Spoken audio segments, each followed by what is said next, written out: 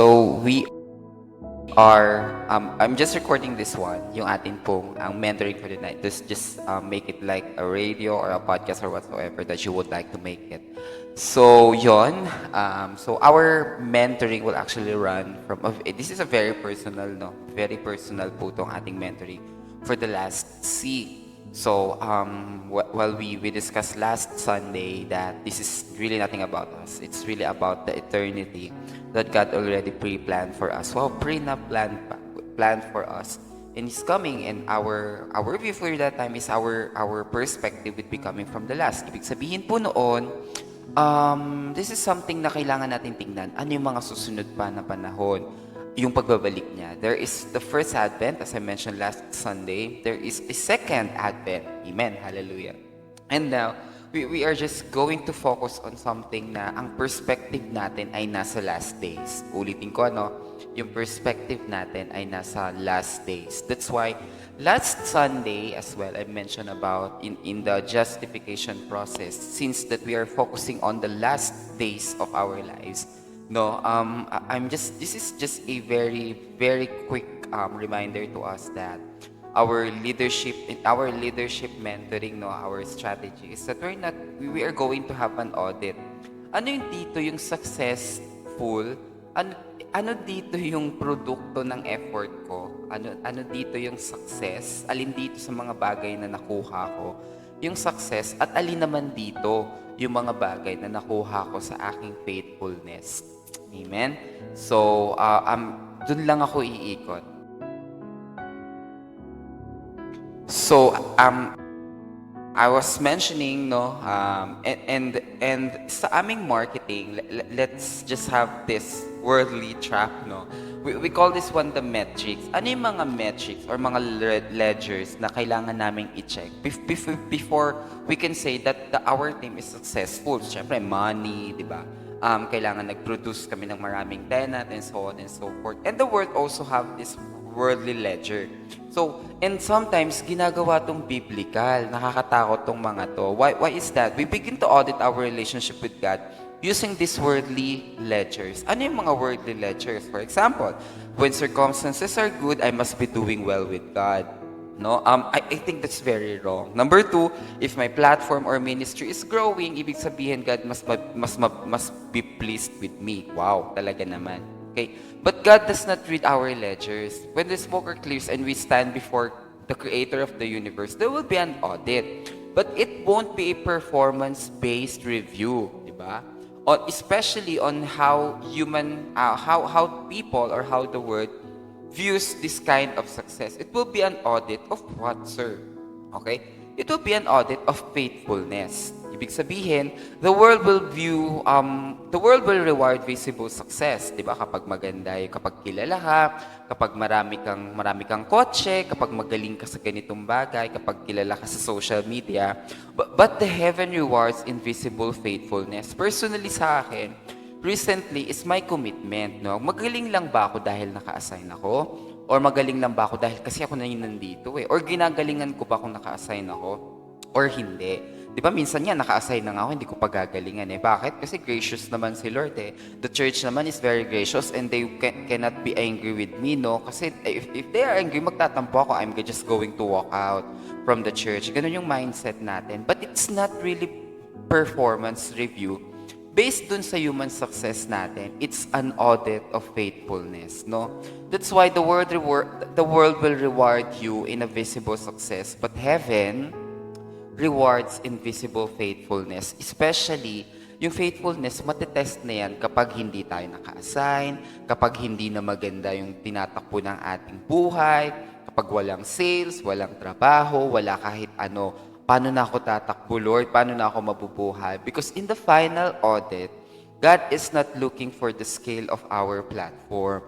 He is looking at the posture of our heart.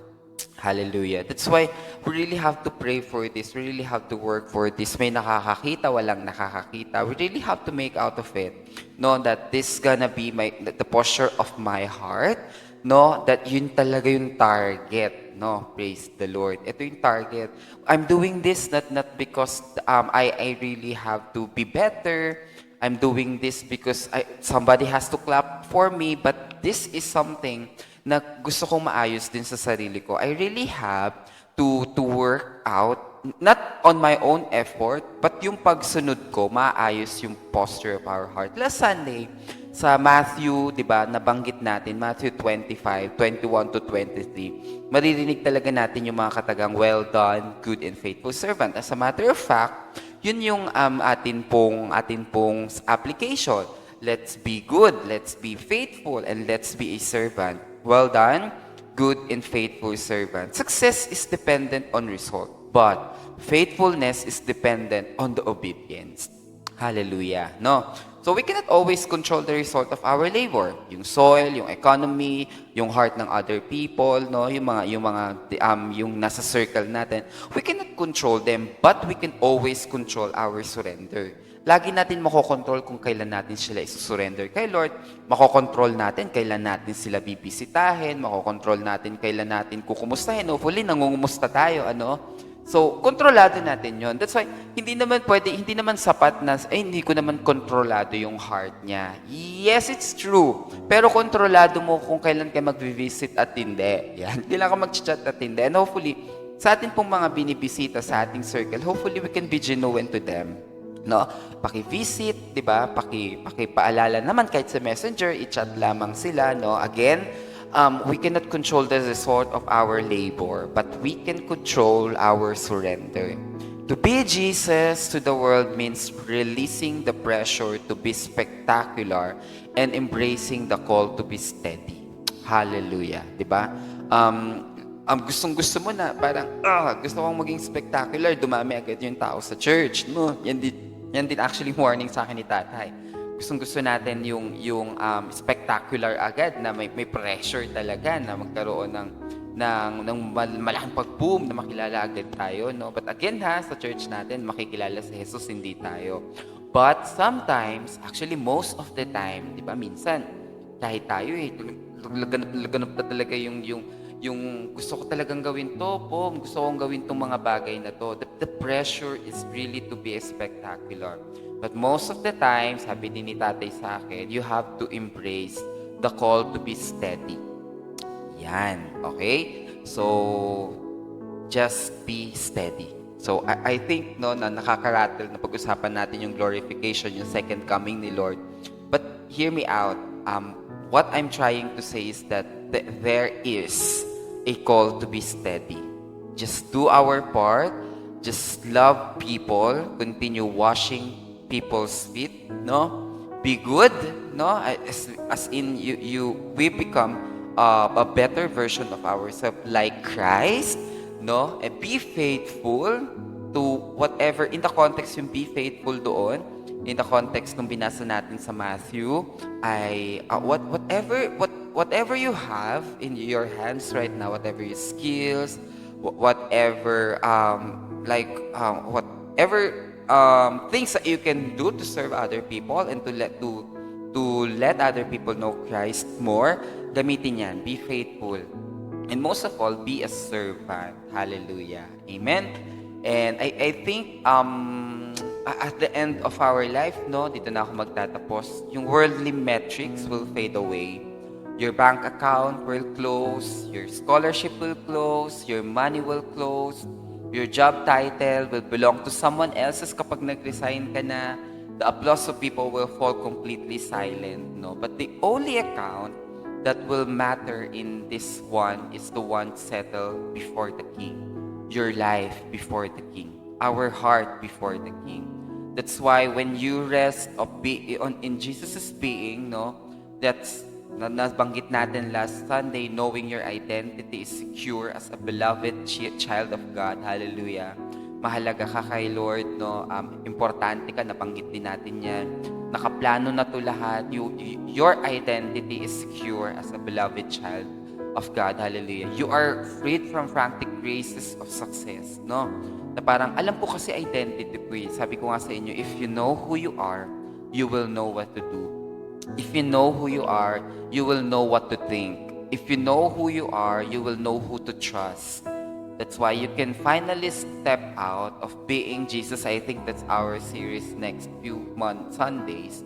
You can serve purely, You can love deeply. You can steward your small patch of ground with joy. Amen. So let's stop trying to impress the world that forgets us tomorrow, no? Na-realize ko to no mga nakaraan talaga in the last year, last month, no? And I'm going to impress people that will forget me tomorrow. I'm not going to impress the world that will forget me tomorrow and start living for the Master who sees every hidden act of love today. Hallelujah, hallelujah. Let's pray, no? Lord, let this life be worship. And in this very short mentoring, let us be reminded that there's only one Master that I am going to pursue. And that's you. Salamat po. Samahan niyo pa rin po kami, Panginoon, sa mga natitira naming araw na linggong to. And as you mentor us to be like you, Lord God, Lord, help us to become courageous of living in this world like Christ. In Jesus' name we pray. Amen and amen. I love you guys so much and I really appreciate you. God bless po.